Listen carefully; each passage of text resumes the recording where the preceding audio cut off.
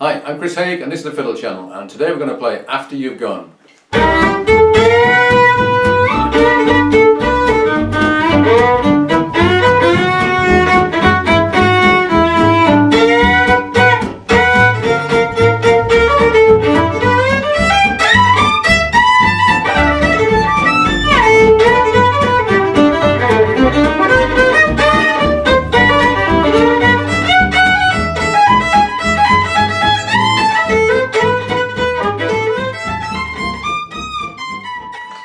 After You've Gone is probably one of the best known gypsy jazz tunes, but it's also a mainstream jazz tune.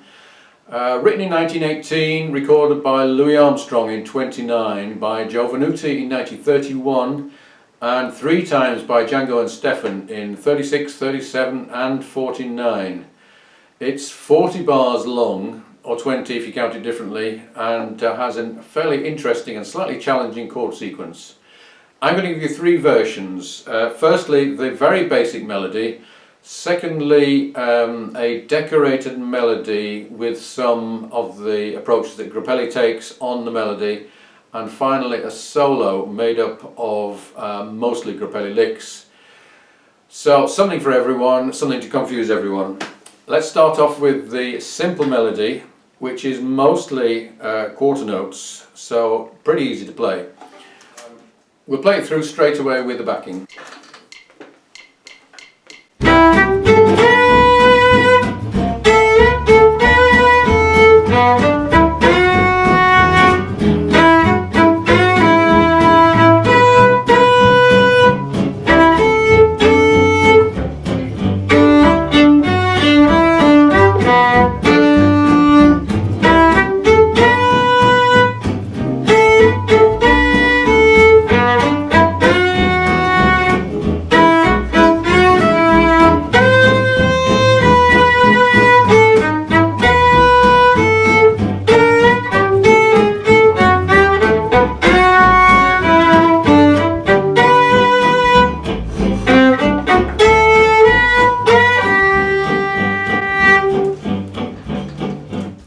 Now, if you buy sheet music of this, then that's more or less as it would be written.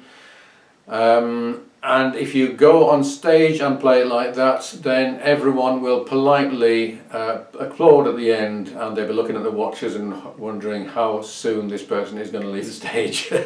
Because playing the melody is really not enough, particularly with a simple tune like this. You've got to do a lot to it, even the first time round, to make it anything like jazz.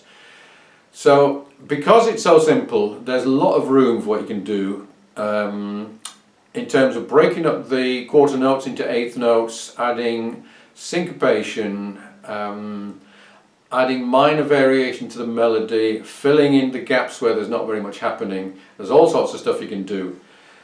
And I would normally recommend that when you first play a melody, or when you play the melody first rather, then you put maybe 30% improvisation into that first time round. If you listen to Grappelli, he will play at least 70 or 80% improvisation. So you get the first couple of lines and then it's more or less straight into a solo. I think it's fairly polite for the audience and the rest of the band if you do go somewhere near the melody the first time round and make a distinction between the first time round and your solo. So I'm going to give you now a version slowed down a bit, because there's quite a lot in here, which has a lot of that syncopation and quite a few of Grappelli's variations on the melody. So 1, 2, 3, 4.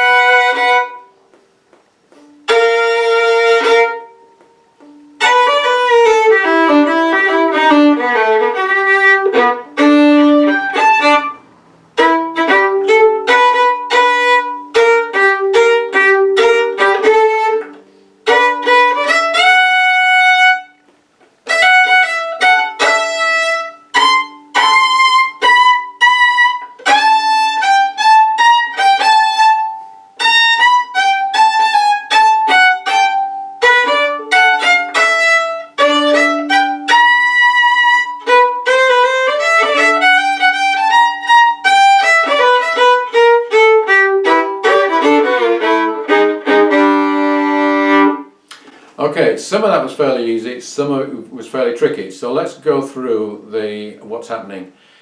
First couple of bars, very straightforward, and then because this is a C minor chord, then an E flat fits well as the last note, and then that's very typical of the phrasing. For a lot of these phrases we are starting with a rest, and that works really well. So 1, 2, 3, 4, 1, 1, 2. Then this next phrase works best when it's fast. 1, 2, 3, 4, 1. So we're doing parallel fifths. Always with parallel fifths, think of the lower note, which is the B, and then B flat, and you're just fingering the note above. And then for the next 4 bars, you're mostly going down a run.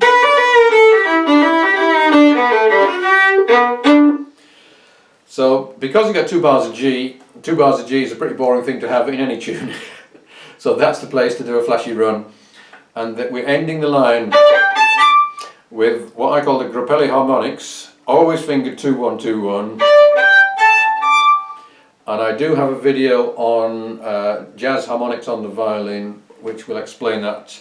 But basically we're playing those notes, 2, 1, 2, 1, in 3rd position, but we are lightly fingering, so it does that. And Grappelli did that an awful lot.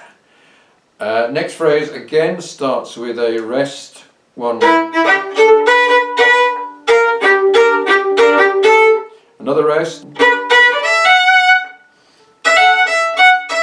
then into 3rd position, and this is quite staccato. And for this kind of phrase I always do repeated down bows, right down at the heel.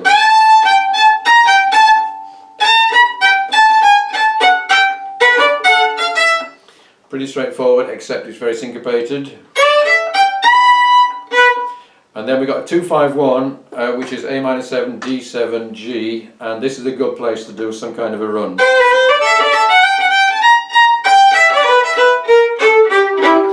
And then a very typical Grappelli thing. So without the parallel fifths, it's that with the parallel fifths. And the most interesting part of this is that's played over a G chord, so we got 2 very outside notes which are resolved at the end with a G and a D. And I reckon if you just learn 1 lick from this version, that's the lick to learn. Okay, let's do this all through with the backing.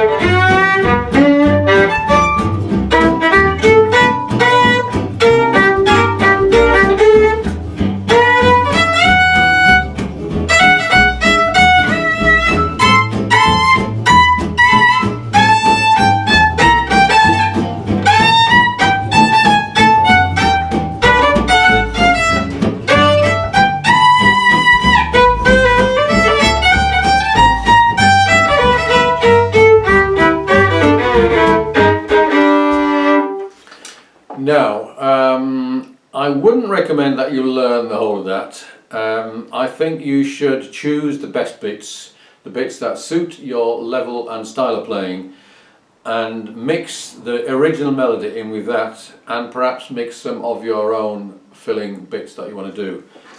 When it comes to the solo, you want to have a lot less of the melody in evidence, and here you've got to really learn the chords. There are some licks which will play over most of the chords, and in fact if you want to take the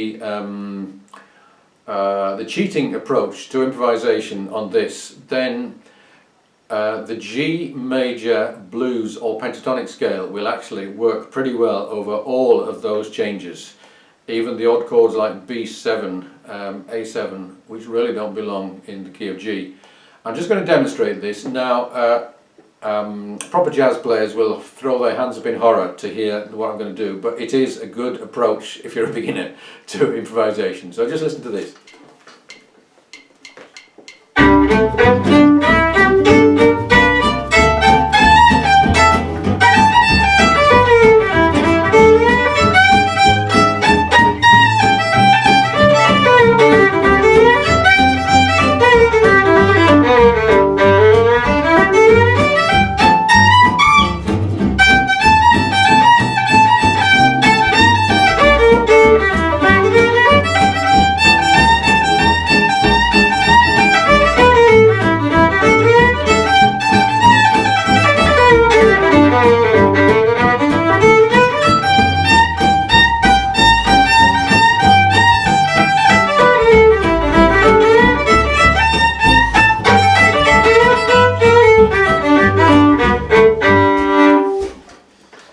So you can see that that scale actually deals really well with all those changing chords, and that is how I learnt to improvise.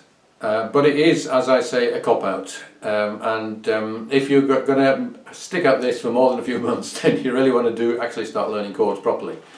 But that's a great place to start. But what I'm going to show you now is a solo with lots of licks, mostly Grappelli licks, which are mostly going to be different depending on what the chords are. We're going to start off with a really good one, but it's high up, and a lot of what Grappelli did was very high, and I think part of the reason was he had to be able to cut through against three very loud guitars, and so playing really high was one way of doing it. So we're going to start off with a lick which starts on a high D. First finger on the D. First to fourth. First question is, how are you going to get to that high D? One way is to go first finger, fourth finger, first finger. That's the way I would normally do it. I've never taken the trouble to learn to jump straight to a high D, but if I was going to, I would go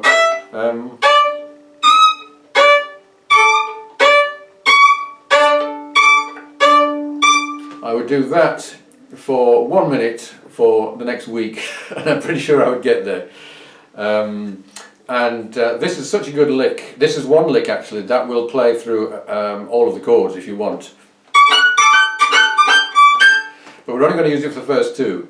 So we got that, and then we got... And this deals with the C minor by having a B flat and an E flat. And then we're changing to E, and rather than ignoring that change, we're going to do a kind of an arpeggio thing. And then for the A7,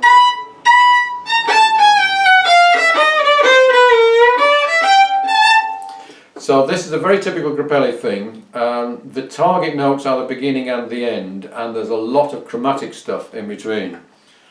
So we're starting with, and then from the third finger, that's all chromatic. So that would take quite a lot of work, and then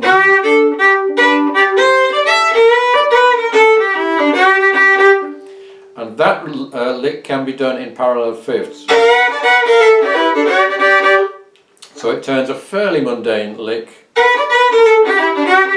into something really sounding quite sophisticated. Then more chromatic stuff.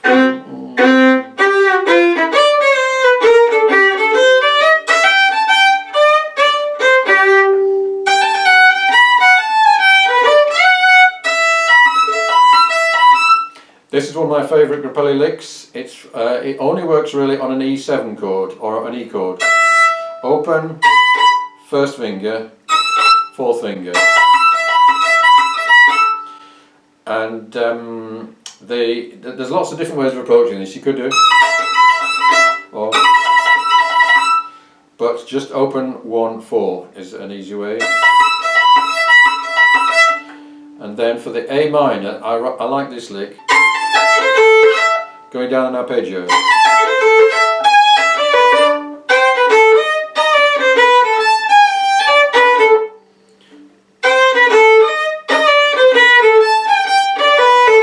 And then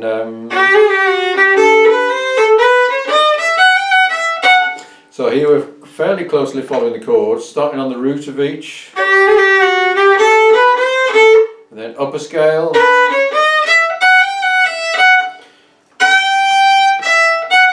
and then a nice little lick from Grappelli where he repeats the same phrase but changes the rhythm of it.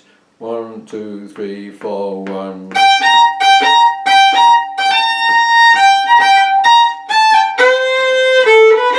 And then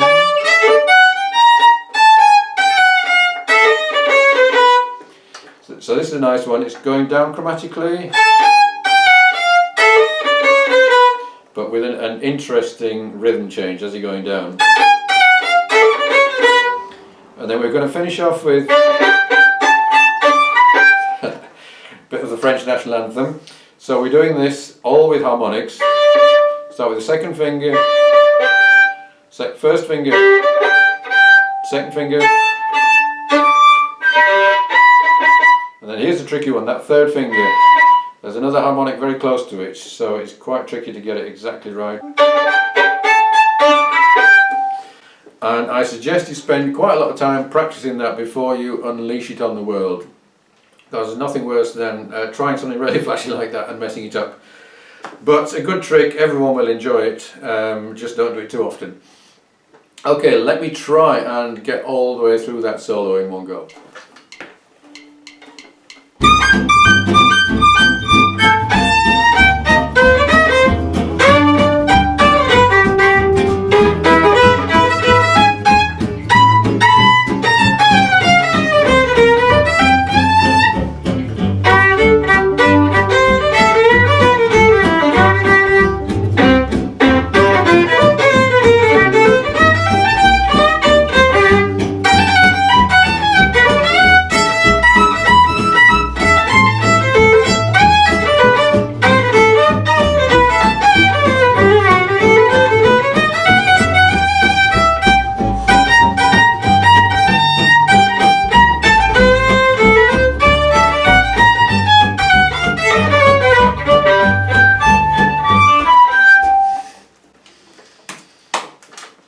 Hope you enjoyed this. If you'd like a copy of all these dots, then do subscribe and send me an email and I will send you a copy.